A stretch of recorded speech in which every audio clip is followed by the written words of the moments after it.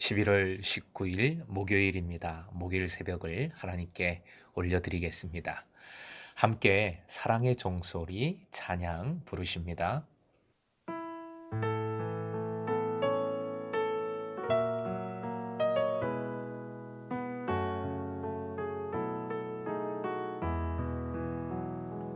주께 두 손 모아 비나니 그 신 은총 베푸사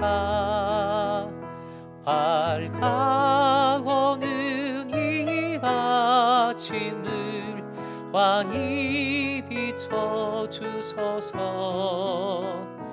오고 주리 모든 허물을 보혈의 피로 씻기어 하나님 사랑 안에서 행복을 갖게 하소서. 서로 믿음 안에서 서로 소망 가운데 서로 사랑 안에서 손잡고 가는 길.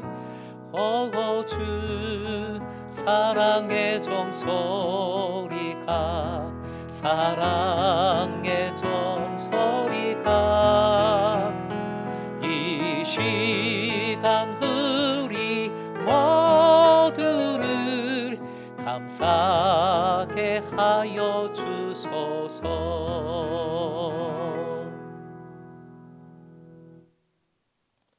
오늘 허락하신 말씀은 다니엘서 2장 36절에서 49절 생명의 삶으로 106쪽입니다. 함께 읽겠습니다. 그 꿈이 이러한즉 내가 이제 그 해석을 왕 앞에 아뢰리이다. 왕이여 왕은 여러 왕들 중에 왕이시라. 하늘의 하나님이 나라와 권세와 능력과 영광을 왕에게 주셨고 사람들과 들짐승과 공중의 새들 어느 곳에 있는 것을 막론하고 그것들을 왕의 손에 넘기사 다 다스리게 하셨으니 왕은 곧 그 금머리니이다. 왕을 뒤이어 왕보다 못한 다른 나라가 일어날 것이요 셋째로 또 녹 같은 나라가 일어나서 온 세계를 다스릴 것이며 넷째 나라는 강하기가 쇠 같으리니 쇠는 모든 물건을 부서뜨리고 이기는 것이라. 쇠가 모든 것을 부수는 것 같이 그 나라가 문 나라를 부서뜨리고 찍을 것이며 왕께서 그 발과 발가락이 얼마는 토기장이의 진흙이요 얼마는 쇠인 것을 보셨은즉 그 나라가 나뉠 것이며 왕께서 쇠와 진흙이 섞인 것을 보셨은즉 그 나라가 쇠 같은 든든함이 있을 것이나 그 발가락이 얼마는 쇠요 얼마는 진흙인즉 그 나라가 얼마는 든든하고 얼마는 부서질 만할 것이며 왕께서 쇠와 진흙이 섞인 것을 보셨은즉 그들이 다른 민족과 서로 섞일 것이나 그들이 피차에 합하지 아니함이 쇠와 진흙이 합하지 않음과 같으리이다. 이 여러 왕들의 시대에 하늘의 하나님이 한 나라를 세우시리니 이것은 영원히 망하지도 아니할 것이요 그 국권이 다른 백성에게로 돌아가지도 아니할 것이요 도리어 이 모든 나라를 쳐서 멸망시키고 영원히 설 것이라. 손대지 아니한 돌이 산에서 나와서 새와 녹과 진흙과 은과 금을 부서뜨린 것을 왕께서 보신 것은 크신 하나님이 장래일을 왕께 알게 하신 것이라. 이 꿈은 참되고 이 해석은 확실하나이다 하니 이에 느부갓네살 왕이 엎드려 다니엘에게 절하고 명하여 예물과 향품을 그에게 주게 하니라. 왕이 대답하여 다니엘에게 이르되 너희 하나님은 참으로 모든 신들의 신이시요 모든 왕의 주제시로다. 내가 능히 이 은밀한 것을 나타내었으니 내 하나님은 또 은밀한 것을 나타내시는 이시로다. 왕이 이에 다니엘을 높여 귀한 선물을 많이 주며 그를 세워 바벨론 온 지방을 다스리게 하며 또 바벨론 모든 지혜자의 어른을 삼았으며 왕이 또 다니엘의 요구대로 사드락과 메삭과 아벳느고를 세워 바벨론 지방의 일을 다스리게 하였고 다니엘은 왕궁에 있었더라. 46절입니다. 46절 이에 느부갓네살 왕이 엎드려 다니엘에게 절하고 명하여 예물과 향품을 그에게 주게 하니라. 오늘의 기도 제목 하나님을 보며 그 능력을 찬양하는 예배자로 살아가게 하소서. 하나님을 보며 그 능력을 찬양하는 예배자로 살아가게 하소서. 본문은 다니엘이 꿈을 해석하는 장면입니다. 이 시간에는 해석에 대해서는 전체적인 조망만 해보겠습니다. 즉, 세상의 나라는 흥하고 망합니다.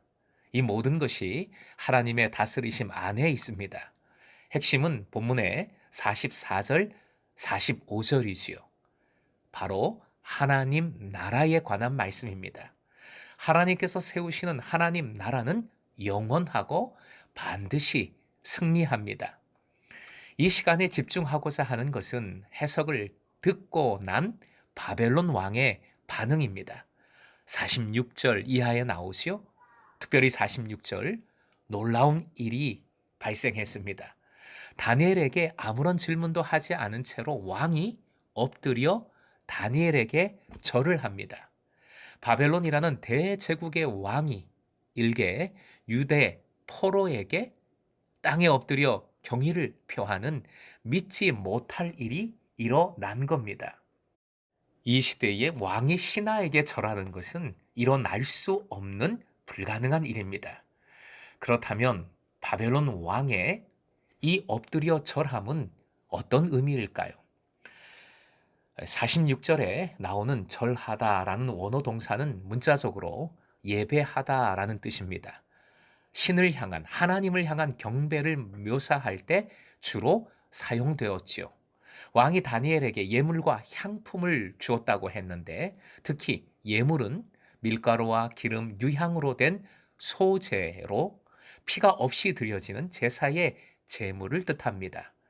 향품도 신에게 제사를 드릴 때에 태우는 향의 제물로 신과 인간 사이의 축복의 관계를 나타냅니다. 결국 예물과 향품은 왕이 다니엘 개인에게 준 감사의 선물이 아니라 왕이 다니엘의 하나님께 드린 감사의 제물들인 것입니다. 그리고 이어지는 47절, 하나님께 대한 왕의 찬양과 경배가 나오고 있습니다. 결국 바벨론 왕은 다니엘이 아니라 하나님께 절하고 있는 것입니다. 고대인들은 신에게 제사를 드릴 때에 무릎을 꿇고 이마를 땅에 대며 절을 하는 관습을 가지고 있습니다. 왕이 다니엘에게 엎드려 절한 것은 바로 일종의 제의적 존경, 즉 하나님께 드린 경배 예배였습니다. 사랑하는 금성의 제자 여러분, 다니엘은 무슨 말을 하든지 항상 하나님께서, 자신이 믿는 이스라엘의 하나님께서 행한 것임을 강조하고 있는 것을 봅니다. 꿈의 해석도, 꿈의 내용도 하나님만이 살아 역사하시는 신이심을 깨우쳐 주었고, 바벨론 왕은 결국 하나님의 권능 앞에 무릎을 꿇은 겁니다. 지금도 우리는 세상의 강력한 나라들과 힘들을 경험합니다. 살아가면서 경제, 정치, 문화 등 우리의 삶을 끌고 가는, 내 생각과 상관없이 우리의 삶을 지배하는 것 같은 힘들이, 파워들이 많습니다. 하지만 그리스도인들은 역사하시는 하나님을 바라보아야 합니다. 내 삶 속에서 이루어 가시는 하나님 나라를 볼 수 있어야 합니다. 하나님께서 이루시는 하나님 나라는 반드시 승리하고 그 나라는 영원합니다. 내 안에 계신 주님은 만물을 다스리시는 만왕의 왕이신 겁니다. 그러기에 우리 자체는 연약하고 아무것도 할 수 없는 이 세상 강한 힘에 비하면 아무것도 아닌 존재 맞지요. 참 연약할 때가, 아무것도 하지 못해서, 할 수 없어서 실망할 때가 스스로 많습니다. 하지만 믿음으로 우리가 주님 안에, 주님께서 우리 안에 거하십니다. 우리 안에 계신, 우리가 거하는 주님으로 인하여 우리는 만물을 다스리는 권세를 가지게 되는 것을 믿으시기 바랍니다. 오늘도 하나님을 바라보십시오. 그 나라를 바라보십시다. 하나님께서는 반드시 승리를 거두시고 하나님 나라를 이루어 가십니다.